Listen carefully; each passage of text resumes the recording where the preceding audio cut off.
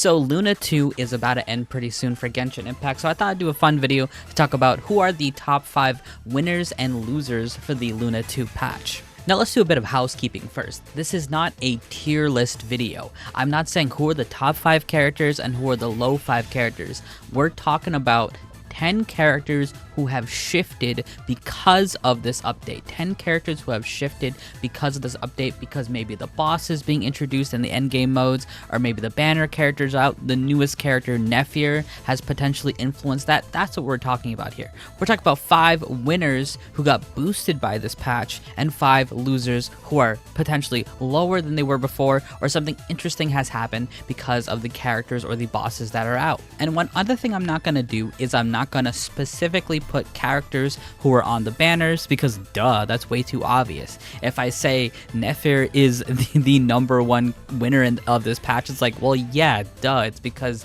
she came out in this patch, so this patch is kind of made for her. So Arlecchino, Zhongli, Nephir, and I forgot who the other person was who was the first on the banner. We're not going to highlight them as being winners specifically, because that would just be way too easy.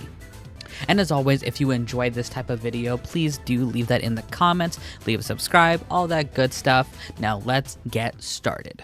Starting with number 5 on the losers, this is gonna seem kind of harsh, but I'm putting down Furina. Again, this is where it's very important to remember what we're talking about. I'm talking about characters who, compared to before, their performance is a lot lower than it is now, and I think Furina is one of them. You gotta think about who's on the banner right now and what's kind of being used. I've talked about this before, but unfortunately Furina is not able to help Nodcrag characters whose damages are based on lunar reactions. For example, Flint's and Lauma, and now we have Nephir. Nephir parties are very bloom focused, but none of them are really taking Furina with them, and as a result, Furina's usage is lower, a lot lower than it has been in the past. Now, don't get me wrong. Am I saying that Furina is a lot worse than before? No, I still think to this day she is still a top 3 character in this game. Again, this list is all about lower usage or like doing worse compared to before. And as well, none of the bosses going on right now and none of the teams that are being used right now are necessarily tailored towards her abilities. Arlecchino doesn't really use her, Lauma doesn't really use her. The teams that she's mostly being used with right now are the teams that she's kind of always being used with, which is the Neuvillette teams, of course, and the Skirk teams right now. Which again solidifies what I was saying earlier, in that I would still call her a top 3 character, but this patch compared to some previous other ones, she's definitely seeing a lot less use. Okay, we kind of got a funny one here for the top 5 winners. Again, this is why I want to make this video to highlight this type of stuff.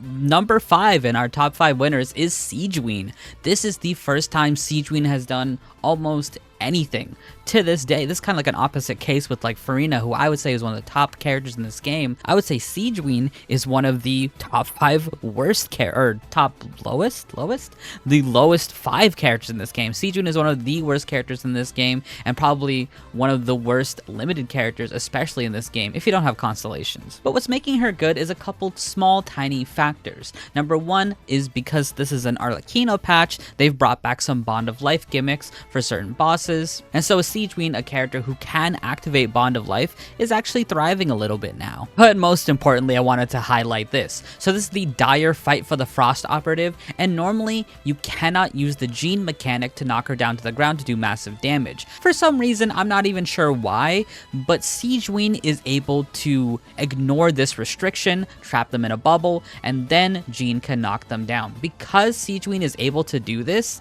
this is something that she's really never been able to do before, is be very useful. And Dire Stygian is the most difficult content that we have, so her being highlighted on here, being a very easy way to kill one of the hardest bosses in the game right now, is honestly commendable. It's something that she's never done before. At the same time though, I don't think this limelight will last for long, but for now, I do think Sigewinne is one of the winners. Next on the losers, I actually want to highlight Kniche. Again, a situation where I think Kniche is perfectly fine. I think if you have a well-built Kniche, you're going to be doing perfectly well. You're going to be killing a lot of things. You want to be talking about Meteor Falcon. I cleared everything with my Kniche. My Kniche is amazing. Sure, I think that's fair. But I think what's interesting is in a more Dendro-focused patch, because of Nephir, to know that Kniche isn't doing so hot is very interesting. And that's because this type of Dendro isn't really suited for what Kniche wants to do. The type of Dendro in this patch is more so focused on Bloom and also kind of Hyper Bloom, and because of that, Kenichi's more burn focused kind of Dendro damage single target isn't going to be doing as much because maybe a better way to put it is encouraged. The other two big Dendro builds in Bloom and Hyper Bloom are a lot more encouraged by this patch, as opposed to Kenichi's burning / Dendro damage build, which isn't as encouraged. Kind of just simple reasoning, and there's not that much Night Soul in this patch, so we're gonna put Kenichi at number 4 for the losers. Number 4 for the winners is a character that's kind of always been pretty good, but I think in this specific patch, she's been getting a lot of highlights. Anemo characters will always be good. There's never a time for an Anemo character not to be good because of the Viridescent set is one of the best artifact sets in the game. And as well, she's a great healer, so she pales well with Farina, who is a great character. In this patch specifically, she does really well because of her unique mechanics. Remember that boss fight I was talking about earlier with Siegeween? The only way you're even getting damage in the first place is because Jean is knocking them up. Actually, before Fearless, Menacing, and any of the lower difficulties in Stygian, you can just use Jean's normal charge attack and skill and then just make the boss fall and just solo the boss. It's crazy. Menacing and below, Jean can solo the Fatui Frost operative, and those stages give you Primo. And you can do that entire fight, 3 floors, 450 worth of Primo that entire fight with just using Jean, and she can just solo that enemy. It's fantastic. And as well, just in case you guys didn't know, the Frost Moon Hera fight, the Pegasus guy that needs to absorb elements, if you do the Jean skill hold on them, you charge the whole bar. They won't absorb any elements, so you can't get any reaction damage, but if you just want to make them neutral, that's the best way to do it, is to actually use Jean. She does it so quickly, it's insane. But yeah, Jean's always been good, and this patch makes her double good with the botches that are being featured, and that's why I would give her the number 4 spot on the winners. Now, number 3 on my losers is I'm gonna put a Escoffier. By the way, the losers list is a lot more difficult to make than the winners list because too many Genshin characters are just good. So again, when I put characters on these losers lists, don't be like, oh my goodness, he's saying Escoffier is the worst character ever. No, I'm not saying that. I'm saying how has it shifted in terms of usage.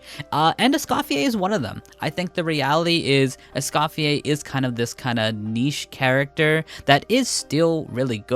Helping Cryo and Hydro teams is a very good thing, and she does good damage, and she has good healing, and she pairs perfectly with Farina. But just like Farina's numbers have been a little bit lower, Escoffier's numbers have been a kind of lower too. There's also not really a boss that specifically makes her usage a lot better, like when we had those machines before in Natlan that needed cryo hits, and she was amazing for that. There's not really bosses like that. So it's more like if you have a generically good team that was using Escoffier anyway, of course you can still use them, but she doesn't make fights in this patch necessarily a lot easier. And to kind of emphasize that more, the only real teams that are using Escoffier right now is kind of the Skirk team, which is just one team. Now, she is great in the Skirk team, and she's absolutely fantastic, but that team is a team of 4 5-star units, and is not so generically good. And we're talking about characters who are generically good that a bunch of different characters can use and are universally good. So she's kind of in this position where she's a character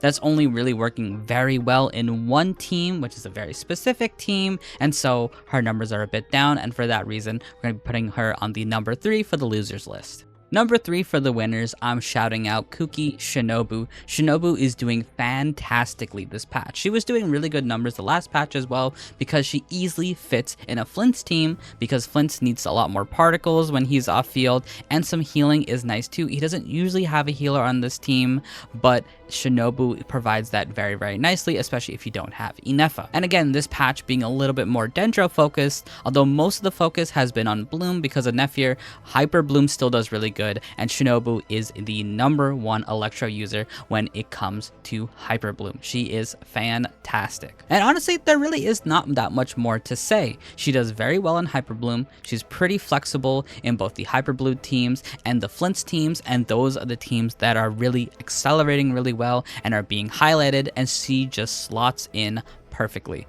Alright, I really hate to do this because I do like her a lot as a character, but number 2 for the losers, I'm actually going to give to Navia. Navia has never really been one of the best characters in the game anyway, but she's always been a very, very good character that you can kind of use anywhere. Now, she hasn't lost that, but I think this patch in particular is very, very heavily against her. Most importantly, because she can't normally adapt in a Dendro party. For example, you could put like a couple of Electro characters in a Dendro party, and even if it isn't super optimal, they can still work with it.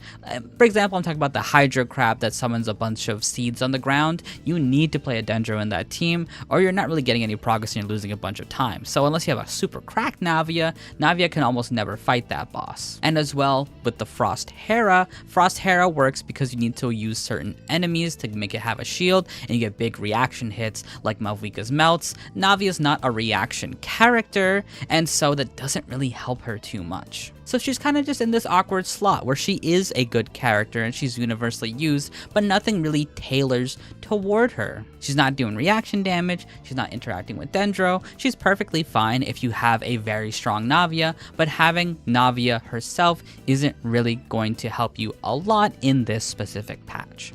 So she's still good, just not tailored for the Luna 2 patch. Maybe we'll have to wait for Luna Crystallize, maybe? Alright, second place on the winners, I'm putting out Sucrose here. Sucrose was doing very amazing in the last patch, kind of just like Shinobu. It's because of Flint's. One of Flint's best characters is Sucrose. Amazing Viridescent user, and more importantly, gives her team a lot of EM, and can even run Dragon Slayer to help Flint's anymore. Even some of the best Flint's teams out there that are more premium are still using Sucrose. Sucrose has always kind of been this good character, but Flint specifically is really highlighting her well.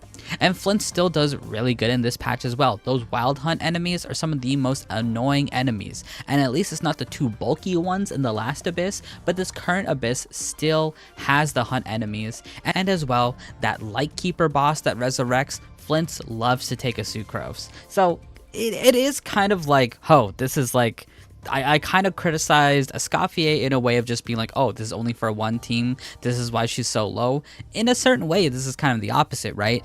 Sucrose's one team is Flint's right now, but Flint's is doing really good, and that's why I wanted to highlight Sucrose here. Oh man, I wonder which entry is going to be more controversial. It might be this one. Number 1 for the losers, I'm honestly putting down Skirk. Now again, you gotta listen to me.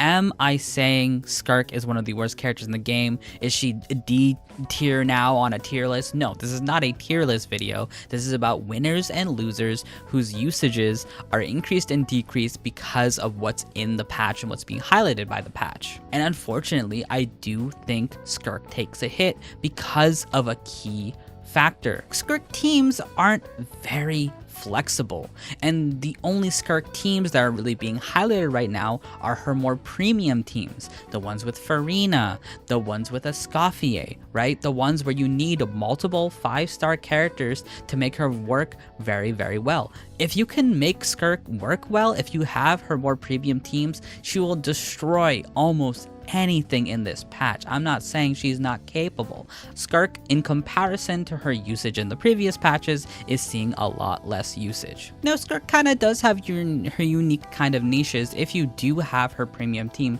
she does really well against that one boss I was just talking about, the Wild Hunt boss that resurrects the Lightkeeper. People have been using Skirk teams to take down that Lightkeeper if they don't have Flints.